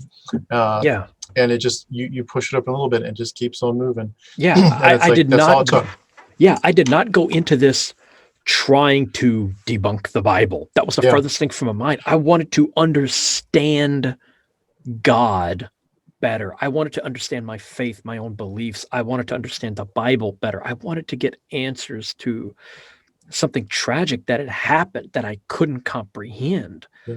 Almost becoming an apologist for it, in the sense of building up your defenses. Right. It's like your ability to defend it. Yeah, it's like, look, something happened, and this book I hope it has the answers. I was looking to the Bible for help, and that's and I firmly believed in a God when I opened this book and started reading, and I still believed in a God, throughout most of it. I mean, even when I finished the Old Testament and realized that it was all bunk, I was still a devout believer. It's like, okay, yeah, the story's wrong, but there's still a God. I can Yeah. feel him. I talk to him all the time. So no, I was not trying to get rid of my faith. I didn't want it gone, and when it was gone, I was trying to get it back for a while, Mhm. um, until I realized that I didn't need it, that I didn't want it, that it didn't help me at all, and that my life could go on without it. Yeah. To be honest, yeah, if people deconvert for the right reasons, which it sounds like you did, you realize you can't go back. It's like the question of, could I go back and get plugged into the matrix? Yeah, yeah, You could ask the question, well, if you could, would you? But the reality is, in this case, you can't. I mean, you deconvert for the right way, the door is shut, because yeah, yeah, you in a sense, you know too much. It's yeah. like I hate I how didn't choose the belief. I became unconvinced. It'd be like if I told someone this wall is made of smoke. Could I convince you to take off running at a full sprint and run right through it? I mean, come on, it's just made of smoke. Would I lie to you? It's like that. You got to yeah, prove to me that wall is made of smoke. Okay. Um, I didn't choose the belief, you know, uh, yeah, I was convinced of it, and then I was no longer convinced of it. And it's like, to get that belief back, I can't just decide to believe no more than I can decide to believe that this is smoke. yeah. I I love have how to I have to find a way. I have to become convinced that this God is real, yeah, and I can't find any, like, who's got the evidence? Like, everyone claims they do, but who has the evidence to prove that a God exists? We're still waiting on that. mm, I mean, look, I could be converted today, prove that there is a deity out there, and convince me of it, and I won't be an atheist. yeah, It's a big universe. There could be gods out there. There could be a life form in the universe so powerful it would qualify for some of our definitions of a god. You yeah, know, to people in the ancient world, we are gods. I mean, I've got this device that gives me more knowledge than any past civilization has ever had access to, yeah. and I can access it instantly. Mm. I I can build fire with a little thing I have in my pocket. We have the ability to destroy entire cities in the blink of an eye. yeah, That is godlike power. We would qualify by some of the ancient definitions of a god. yeah. You know, And the so good there thing could totally is, be something like that out there that is that much more advanced than we are. That would be a god. And if you show me one of those things, like, hell, I believe in a thing that qualifies as a deity. yeah. Um, The good thing, Now, I say this worshiping it is something entirely different. I say this tongue in cheek. This isn't for real, but the good thing is that the people that have their finger on the button of the ability to destroy entire cities in the blink of an eye, the good thing is that those people, as far as I can tell, are mostly people whose worldview is defined by mythology. That's great. That's just Right, wonderful. That's just wonderful. right. We're, we're, we're almost out of time, but I did just want to say a couple of things. Um, I love how your story is focused on the information. It's like it's emotional, it's passionate, it's about reality, but it's also it's heavily focused on information. Mhm. All you needed was to give yourself the freedom and to find the paths for you to get certain information. And once you got it, it wasn't about, God, I'm going to defy you. God, I refuse to obey you. I want to sin, blah, blah, blah. I'm angry at somebody, so I'm leaving the church. It was like, I just had basic information. Yeah, And for a lot of Christians, they cannot get that. They're like, you yeah, can't, there's no way it's about basic information. And you see it in like what you said about you couldn't believe.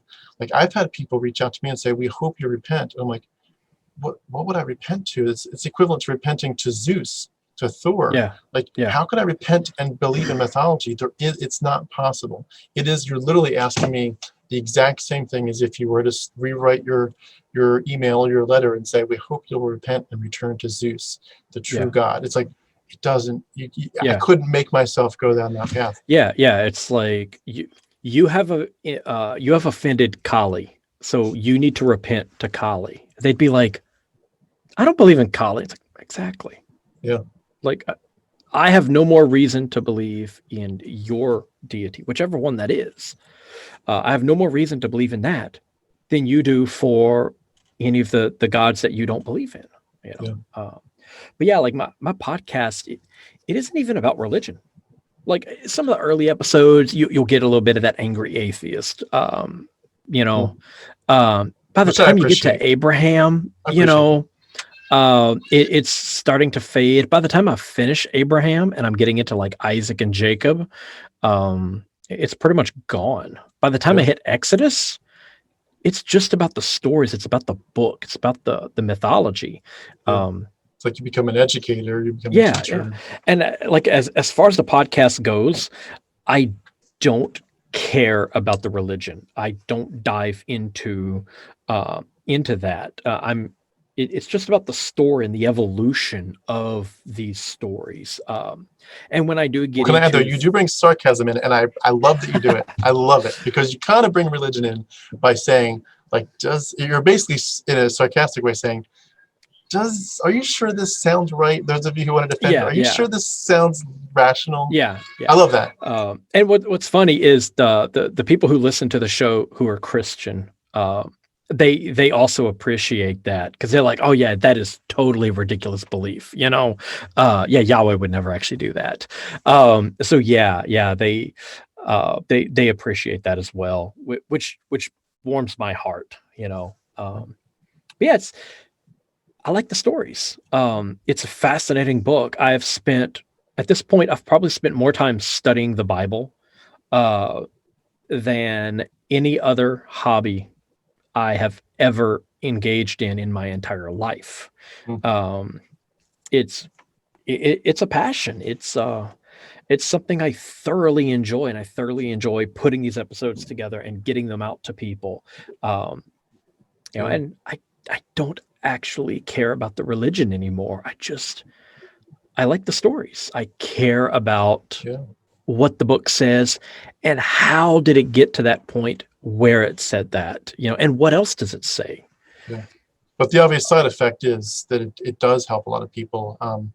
I wasn't aware of your channel before my deconversion, but just that genre, that sense of opening your eyes to where this Bible came from.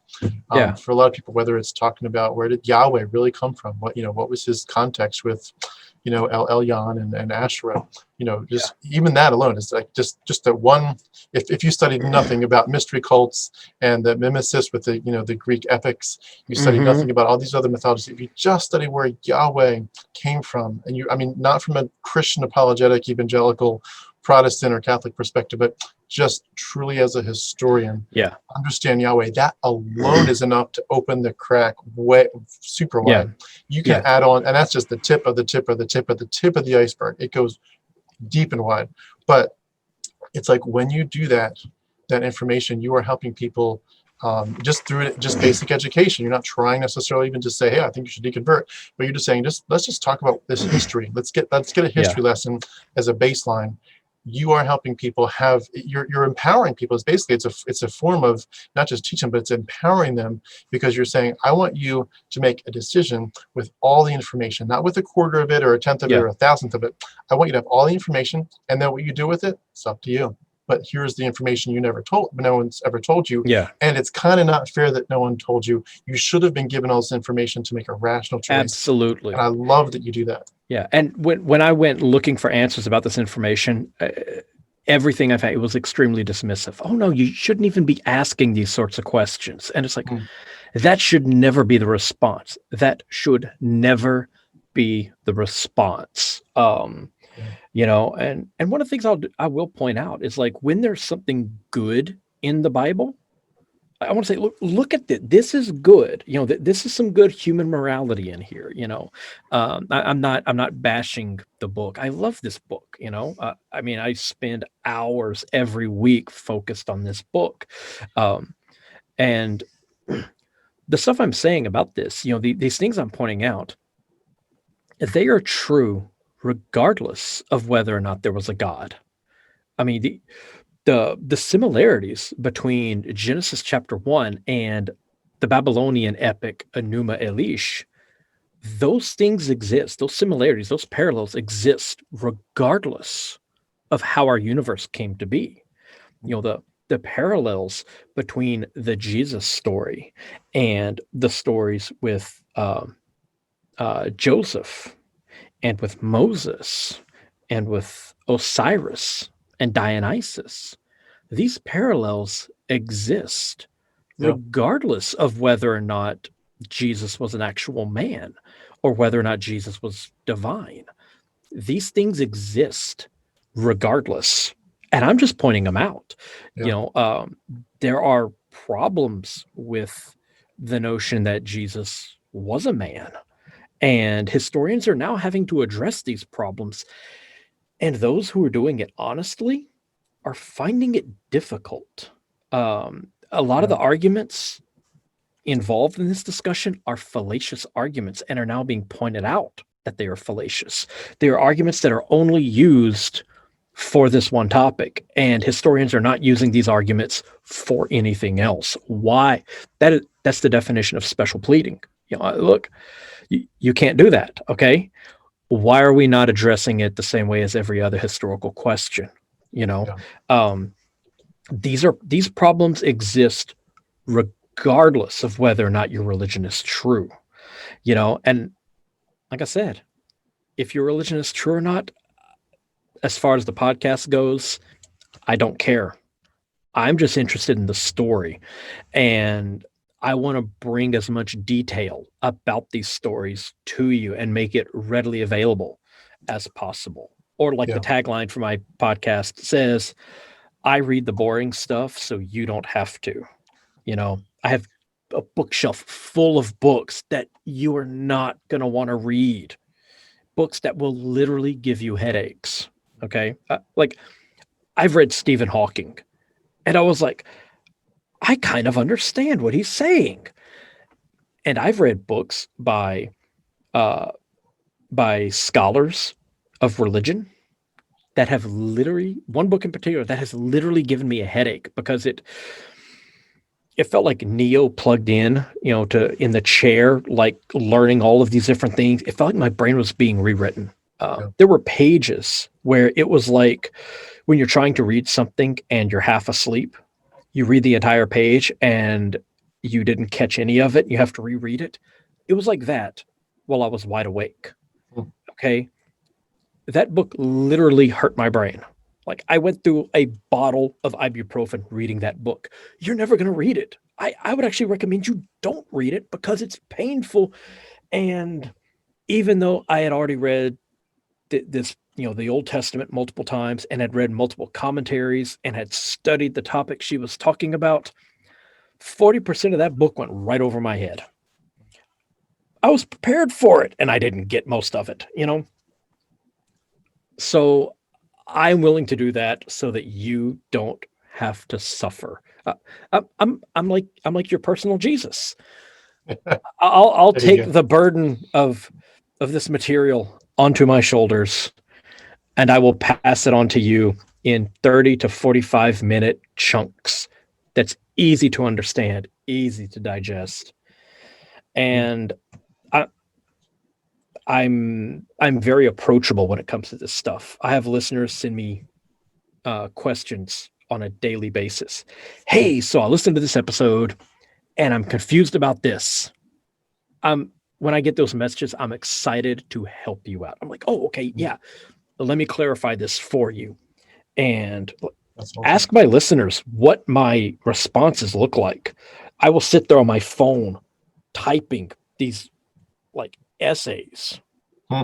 as a response to a question that's like 15 words long. You know, No question that comes to me ever goes unanswered. I answer all of them as thoroughly as I can. Hmm. That's what the show's about. It's about information. It's not about politics. Unless it's about ancient Near Eastern politics that is directly relevant to the Bible passage at hand. Yeah. It's not about religion unless it is about a theological discussion pertinent to the passage. So when I'm talking about religion, I'm talking about a religious discussion that happened 2,500 years ago. I'm not talking about what's going on down the road. Right.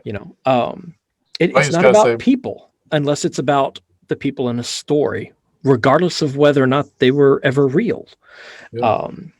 Well, I appreciate the homework you do. I think I'm speaking for a lot of people when I say that what you do to us, for us with this is priceless. What you do for our general knowledge, our specific knowledge of very specific stories, and just our ability to go back to some of us who deconverted, to go back to the deconversion and say, let's dig deeper. And now that we know that it's not real, let's try to identify what happened to us. What did we, what was this? And you're helping us so much. I got to say too, as we wrap up, I've got so many questions. A lot of them I'd hope to get to today, but I'll just mention, I want to ask you a bunch of questions about Asherah, how Asherah is related to Mary, a little bit about El Elyon, Baal Hadad, and Yahweh, the morning star and the evening star. I'd love to talk a little bit about Samson, a little bit about the mystery cults. I'd love to pick your brain about Enoch. I got to say thank you for doing so much work on Enoch. Oh my goodness.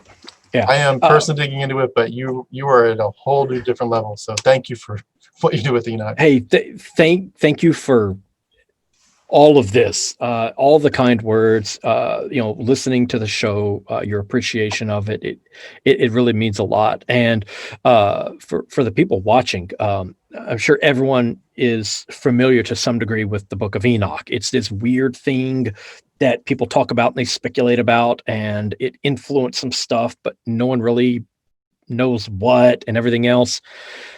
If you go looking for Enoch, for information on the Book of Enoch, you are going to find a few things out there. You are going to find young earth creationism that says giants were real and they were all killed in the flood. And the earth is 6,000 years old, and Enoch proves it. The book was written by Enoch himself and carried on Noah's Ark. You're going to find ancient aliens. Enoch proves the pyramids were built by the Anunnaki and all kind of like bizarre stuff. It's a fun rabbit hole to go down, but it is bonkers. Yeah. The third thing you're going to find will be people who say, and you'll find this all over like YouTube and the podcast universe. You'll find people who say, wow, I read Enoch and it's very fascinating, but I have no idea what I just read. Yeah. And that's bad, because that right there makes up like 99.9% of the information that is readily available to the masses on Enoch, especially if you look at podcasts and YouTube. It's conspiracy theory, it's young earth creationism, and it's complete bafflement. If you want an overview of what the book says, if you want a thorough dive into the book, its contents, what some of this bizarre imagery means, the contradictions within the story itself, things like that. If you want an examination of the historical context, there's only one like that out there right now, and that's episodes 48 through 54 of my podcast. I looked and looked. I sent emails to biblical scholars saying, show me, like, what can you give me to read to help me better understand Enoch? And the answer I got from every single person who responded was, if you find something, can you send it to me? Like that's what I got. That's the response I got from every person who wrote me back was, I got nothing. Can I ask this? Do you know, does Dr. Carrier touch on that with his new book, Jesus from Outer Space? Have you read that one yet? I have not read it yet. I have a copy that I believe he mailed out the other day. So I will have. I'm just curious. I don't know. I would assume he may touch on it. I got to handle the copy that Robert M. Price got, the advanced copy he got. Derek Lambert had it, so I got my hands on it and flipped through it. But I haven't actually gotten to read it yet. I can't see how you could write about celestial Jesus and not without talking about Enoch. I mean, so he must. Look, if you read the first book of Enoch and the Ascension of Isaiah, two things that Carrier is familiar with, you can assemble early Christianity without even really touching the Old Testament, which is one of the reasons I don't believe there was a Jesus. You don't need a Jesus if you have this material, which they had for hundreds of years.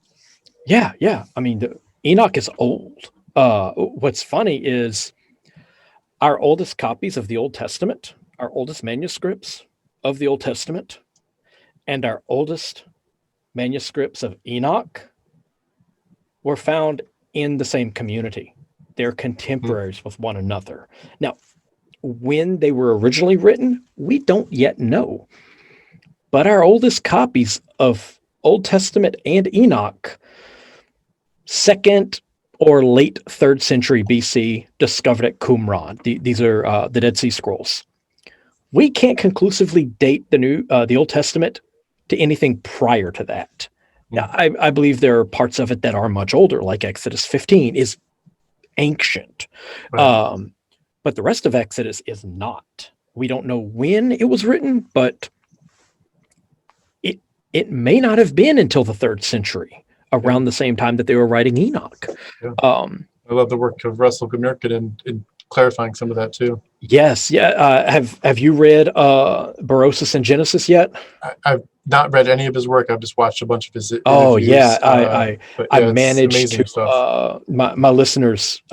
I'd been talking about the book because it's like the press that put it out was asking like $250 for it or something like that, and I was talking about how one day I would get that book, and one of my listeners said, "Just start a GoFundMe. We'll buy it for you."